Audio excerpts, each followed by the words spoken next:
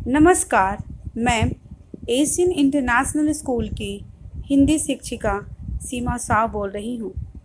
आज मैं आपको कृतिका भाग 1 कक्षा 9वीं के प्रथम पाठ पढ़ाने जा रही हूँ। प्रथम पाठ का नाम है मेरे संग की औरतें, जिसकी लेखिका हैं मृदुला गर्ग। आइए लेखिका मृदुला गर्ग के बारे में जानें। इनका जन्म 25 अक्टूबर 1938 कोलकाता में हुआ था। इनकी भाषा हिंदी, विधाएं, कहानी, उपन्यास, नाटक, व्यंग्य, निबंध, यात्रा वृत्तांत।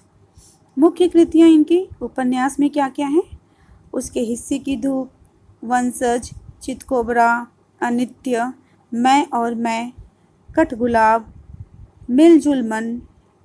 और कहानी संग्रह हैं कितनी कैद, टुकड़ा टुकड़ा आदमी, डैफोडिल, चल रहे हैं, ग्लेशियर से, उर्फ सैम, शहर के नाम, समागम, मेरे देश की मिट्टी आहा, संगति विसंगति। 2 खंडों में 2003 तक की संपूर्ण कहानियाँ, मीरा नाची, स्त्री मन की कहानियाँ, जूते का जोड़, गोभी का तोड़, मृदुला गर्ग की संकलित कहानियाँ हैं। निबंध हैं रंग ढंग, चुकते नहीं सवाल, व्यंग्य हैं कर लेंगे सब हजम, खेद नहीं है, यात्रा वृत्तांत है कुछ अटके कुछ भटके, नाटक है एक और अजनबी, जादू का कालीन, कितनी कैद। फिर साहित्य सम्मान इनको क्या क्या मिला?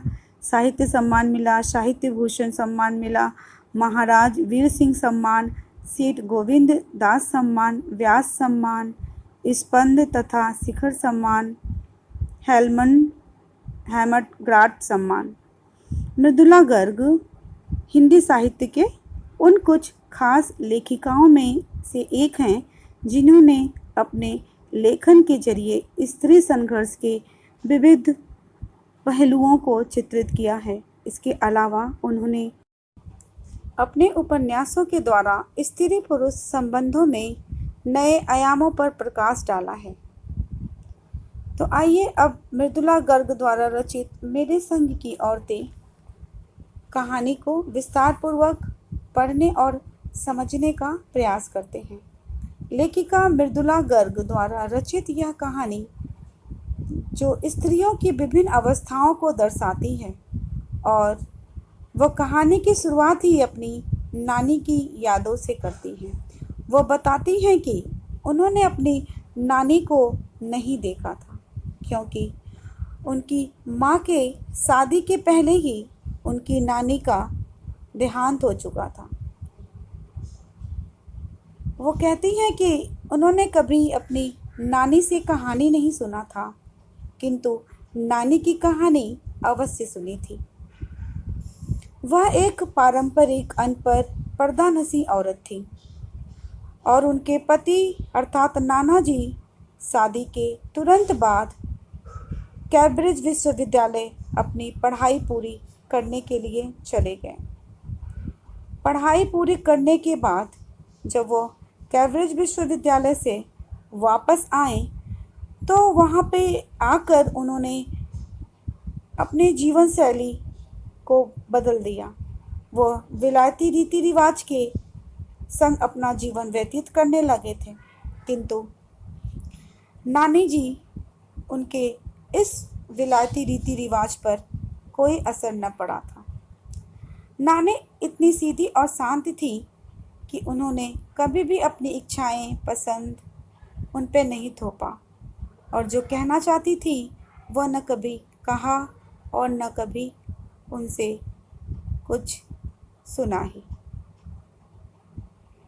लेखिका लिखती हैं कि एक दिन नानी को अपनी इकलौती बेटी यानी कि लेखिका की माँ की चिंता हुई, क्योंकि वह बहुत कम उम्र में ही अपने आप को मौत के करीब पा रही थी, और वह उस दिन अपना सभी लाज शर्म त्याग कर अपने पति से कहा कि उन्हें उनके पति के दोस्त स्वतंत्रता सेनानी प्यारे लाल से मिलना है।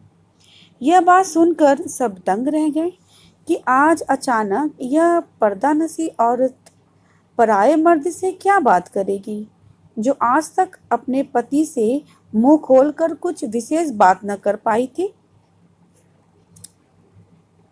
किंतु नाना जी उनकी इस विनती को बिना वक्त बर्बाद किए ही स्वीकार कर लिए थे और अपने दोस्त को बुला लाए थे।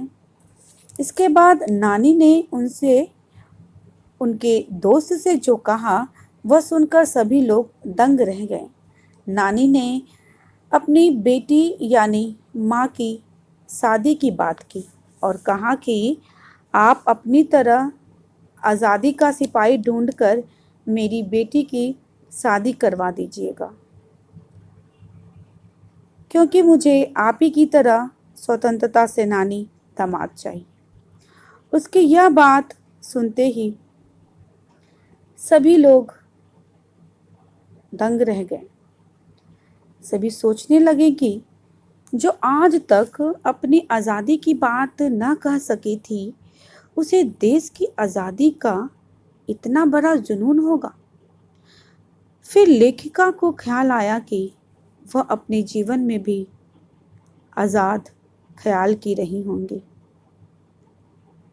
इस तरह से उनकी नानी ने अपनी मन की व्यथा को अपने पति के दोस्त प्यारेलाल से माँ की शादी के लिए कहा था।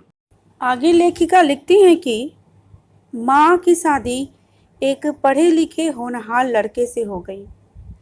माँ बेचारी सादा जीवन व्यतीत करती थी, क्योंकि घर के सभी सदस्य गांधीवादी विचारधारा के थे, किंतु माँ का सम्मान किया करते थे। वह एक नाजुक, सुंदर, पढ़ी लिखी औरत थी। वह स्वतंत्र विचारों वाली महिला थी। ईमानदारी, निष्पक्षता और सच्चाई उनके गुण थे। उन्होंने अन्य माताओं के समान अपनी बेटी को न लाड किया और न ही खाना पकाना सिखाया और न ही वो एक अच्छी बहू और पत्नी का सीख दे पाई, शायद कुछ अपनी बीमारियों के चलते भी, और वह यह सब संभाल भी नहीं पाती थी। इन सब में उनकी अरुचि थी। अपना ज़्यादा वक्त वह किताबें पढ़ने, साहित्य चर्चा, गीत सुनने में बिताती थी। गीत सुनना भी उन्हें बेहद पसंद था। उनके ससुराल के अन्य सदस्य उनसे कोई अपेक्षा नहीं रखते थे, जबकि उन्होंने पत्नी, बहू, माँ किसी का भी कर्तव्य ठीक से नहीं निभा पाया था। उनमें साहिब खानदान का रौब था और दो कारण थे जिससे उनके घर और बाहर के लोग उनसे स्नेह रखते थे।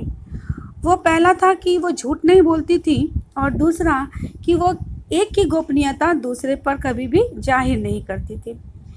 फिर लेखिका कहती हैं कि उनके पिताजी ने ही उनकी माँ की भूमिका बखूबी निभाई। लेखिका 5 बहनें और एक छोटी भाई था। वो लिखती हैं कि उनके पूर्वज में उनकी माँ और नानी ही नहीं, बल्कि दादी और परदादी भी थी, जिन्हें बड़े नियम धर्म से चलने का शौक था। एक बार की घटना बताती हैं कि जब उनकी माँ पहली बार गर्भवती हुई थी, तो वो मंदिर में जाकर भगवान से मन्नत मांगी थी कि बच्चा लड़की ही हो। यह गैर रवाती मन्नत मांग कर ही उन्हें चैन मिला और परदादी ने इस बात की अपने और ईश्वर तक ही नहीं रखा, बल्कि सरेआम उसका ऐलान भी कर दिया। बात समझ में ना आई, क्योंकि ऐसा नहीं था कि खानदान में पुश्तों से कन्या न पैदा हुई थी और वह कन्यादान न कर पाई हो, क्योंकि पिताजी की ही नहीं बल्कि दादी जी की भी बहनें मौजूद थी। और हुआ वही जो दादी ने चाहा।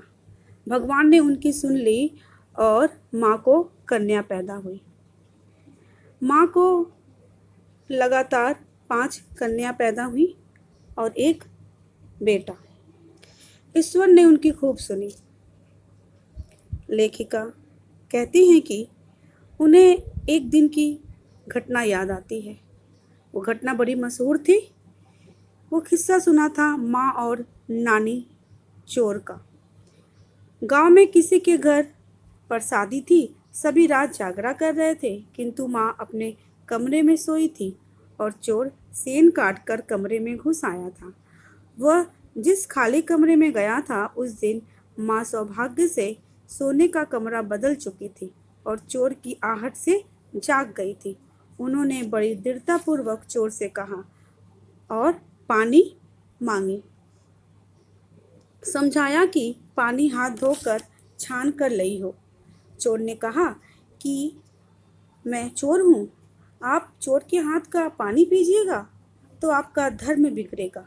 किंतु चोर पानी ले आया और माँ ने पानी पीकर आधा पानी चोर को पिला दिया और कहने लगी, अब बेटा चाहे तू चोरी करो या चाहे खेती।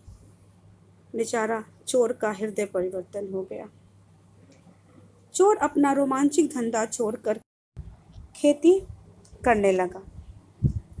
इसके बाद लेखिका बताती हैं कि उन्हें माँ के कारण लड़की होने की हीन भावना का कभी सामना न करना पड़ा और दूसरी तरफ नानी के चलते देश की आज़ादी को लेकर नाहक रोमानी हो रही थी। 15 अगस्त 1947 को जब देश आज़ाद हुआ, या कहिए आज़ादी का जश्न मनाया गया, उस समय उन्हें टाइफाइड खांसा हुआ था।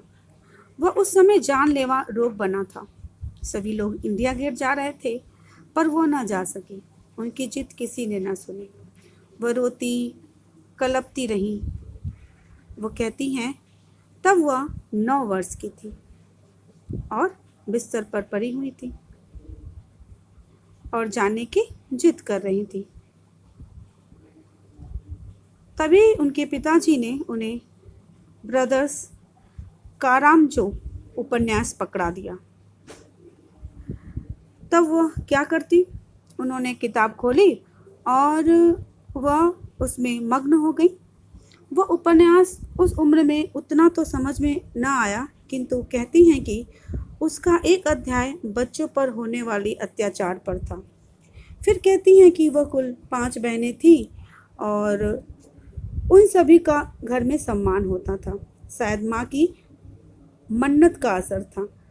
लेखिका को बचपन से ही लिखने का शौक था। बताती हैं कि उन सभी का उनके यहाँ शादी के बाद जैन धर्म में नाम बदलने का रिवाज था। उनकी 5 बहनें थीं, मंजुल, मृदुला जो लेखिका स्वयं थी, चित्रा, रेणु, अचला और भाई था राजीव। मज़े की बात थी कि हम में से 2 ही लोग लेखन कार्य से बचे रहें। कहती हैं कि हम 4 लिखते थे और तमाम खानदान उन्हें पढ़ता था। सभी अपने स्कूल की पढ़ाई कर लिखने बैठ जाया करते थे। पिताजी इन सब में हम लोगों का साथ देते थे। एक दिन पिताजी ने कहा कि तुम बीए कर लो। तब मैं अर्थात लेखिका जिद पर अड़ गई कि उन्हें बताया जाए कि बीए करने से लाभ क्या है। तब पिताजी ने कहा कि तुम नौकरी कर पाओगी, शादी कर पाओगी, लोग तुम्हें इज्जत से देखेंगे वगैरह वगैरह। पर तर्क विश्वसनीय नहीं लगा हम लोगों को, किंतु पिताजी की आज्ञा थी, इसलिए हम लोगों को बात माननी पड़ी। रेणु ने बीए कर ली। वह सत्य बोलने में माँ से भी आगे थी। किंतु तीसरे नंबर पे थी चित्रा, जो पिताजी की आज्ञा का पूरा पालन की।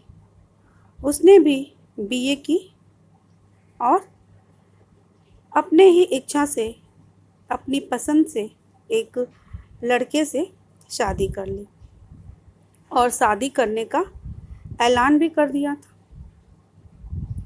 सबसे छोटी थी अचला, जो काफ़ी खिसकी मालूम होती थी।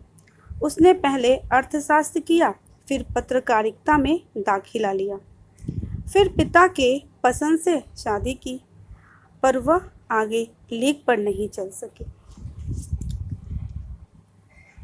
और लिखना आरंभ कर दिया। लेखिका आगे लिखती हैं कि हम सब में एक बात एक सी रही, घर बार को परंपरागत तरीके से हमने भले ही न चलाया हो, उसे तोड़ा भी नहीं। शादी एक बार की और उसे कायम रखा, चाहे तलाक के कगार पर खड़ी चली, पर कगार तोड़कर डूबी नहीं। शायद इसलिए कि वह अपने पहले उपन्यास में लिखी थी कि मर्द बदलने से कोई प्रयोजन नहीं होता है। उनकी शादी बिहार के कस्बे डालमिया नगर में हुआ था, जहां पर्दा प्रथा थी। वह दिल्ली की नौकरी छोड़कर वहां पहुंची थी और नाटकों में अभिनय करने की शौकीन भी रही थी, और वह यह कार्य लगभग 4 वर्ष तक करती रही। उन्होंने कई नाटक किए और अकाल राहत कोष के लिए उन्हीं के माध्यम से पैसा भी इकट्ठा हुआ था। जब वो ये नाटक कार्य समाप्त की और वो दिल्ली से निकलकर वह सीधे कर्नाटक पहुंची। कर्नाटक के एक छोटे से कस्बे बांगोड में पहुंच गई। तब तक उनके 2 बच्चे हो चुके थे और वह पढ़ने लायक हो गए थे, किंतु वहाँ अच्छे स्कूल की व्यवस्था न थी। इसके उपरांत लेखिका ने बहुत प्रयास किया, किंतु कोई लाभ न हुआ। फिर उन्होंने खुद ही अंग्रेजी, हिंदी, कन्नड़ 3 भाषाओं पढ़ाने वाला इस प्राइमरी स्कूल वहाँ खोल दिया और कन्नड़ सरकार ने उसे मान्यता भी दी। अब उस स्कूल में अफसरों के बच्चे भी पढ़ने लगे थे। अतः यह सिद्ध करता है कि लेखिका एक जिद्दी एवं कर्मठ स्वभाव की स्त्री थी और जिद में उन्होंने अच्छे ही कार्य किए थे। उनकी यह प्राइमरी स्कूल सफल होती रही। कहानी के अंत में लेखिका अपनी छोटी बहन रेणुका की जिद्दी स्वभाव की एक घटना का वर्णन करती हैं कि 1950 के अंतिम दौर में एक रात दिल्ली में जोर की बारिश हुई और पूरी सड़क बारिश में डूब गई थी। यातायात बंद हो चुके थे। उसी बीच रेणु को स्कूल जाना था। सभी ने मना किया, किंतु रेणु न मानी और वह स्कूल के लिए निकल गई।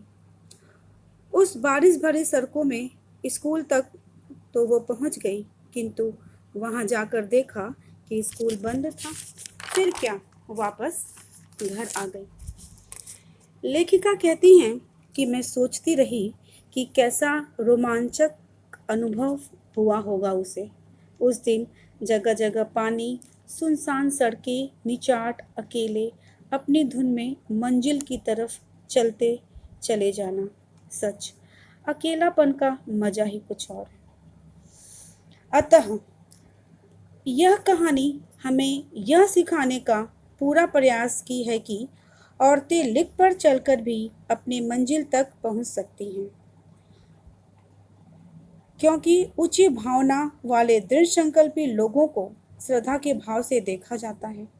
जो लोग झूठ नहीं बोलते और सत्य का साथ देते हैं, जो इधर की बात उधर नहीं करते, जिनके इरादे मजबूत होते हैं, जो हीन भावना से ग्रसित नहीं होते, जिनका व्यक्तित्व सरल सहज होता है, जो पारदर्शी होते हैं और जो सद्भावना से व्यवहार करते हैं तथा आवश्यकता पड़ने पर गलत रूढ़ियों को तोड़ डालने की हिम्मत रखते हैं, उन्हें पूरा समाज श्रद्धा भाव से देखता है।